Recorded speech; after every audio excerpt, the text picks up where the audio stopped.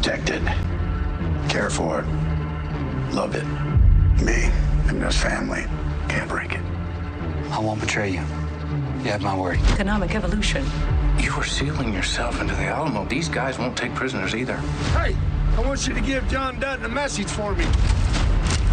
And just like that, 7 generations of our family legacy will be taken from you. This valley's mine. Come and get it. I plan to. The critically acclaimed show Yellowstone follows a powerful family with the largest cattle ranch in Montana and the depths ranchers will go to protect our nation's most famous national park.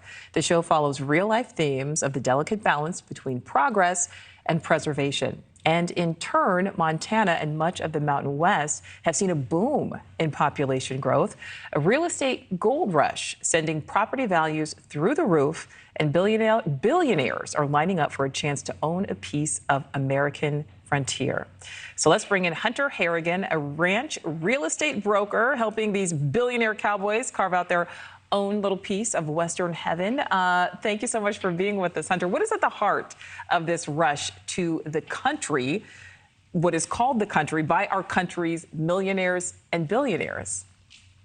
Yeah, hi, Nicole. Thanks for having me. I mean, really at the heart of all this, I think there's kind of 3 things the past few years that have combined to really increase the demand for these ranches out west.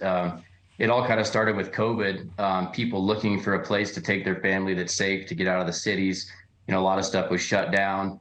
So that kind of started everything. And then you had a lot of people at that time kind of worried about where the economy was going, inflation, things like that. And so demand came from those investors looking to kind of buy these large ranches and hedge against the inflation that was coming. And then lastly, the show Yellowstone, as you just showed there, certainly has increased demand as well and kind of made owning ranches cool again, like the John Wayne Westerns of the 60s. All right, I was wondering, I was going to ask you, how much of an influence Yellowstone was having, Hunter. Do you think this is more about the land as a whole? Is this more about the land or is it about the lifestyle, or maybe kind of a combo?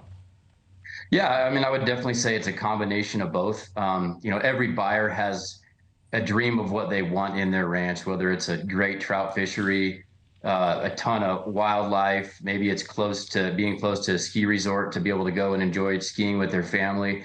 But at the core of everything, the one thing they have in common is they all have an appreciation for the American West and that Western lifestyle. I mean, I have to say, Hunter, as we take a look at the video, it does look absolutely beautiful. I certainly love the city, but the nature, it just looks gorgeous.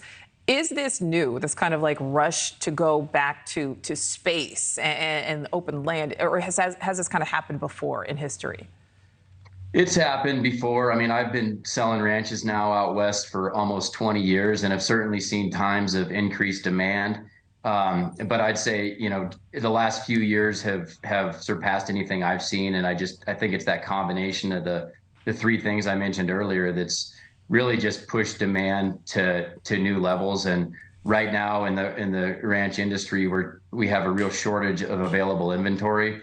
And still a lot of buyer demand. And so until that demand is satisfied, I don't see the thing slowing down. I don't know if this is the ad video that we're seeing, but I feel like this just sells itself, really, honestly. I'm like, now I want to buy some property out there. Hunter, how is a millionaire or a billionaire client different than, let's say, me, an average client?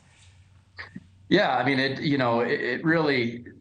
The thing I love most about my job is the different types of people you get to deal with. I mean, in one transaction, you might have on one side of the deal, a billionaire that's experienced everything they can in this world. And on the other side, maybe you've got a rancher that's land rich, but cash poor and has barely left the state that they were born in. And at the end of the day, you realize in kind of looking into both sides' lives, how similar we really are. And that's what I love most about it. It's so nice to hear you say that, because I agree. We certainly are much more similar than we think we are. Hunter, I feel like after people watch this, you may be getting some calls for some new clients, possibly including myself. Hunter Harrigan, thank you so much. Thanks, Nicole. God bless.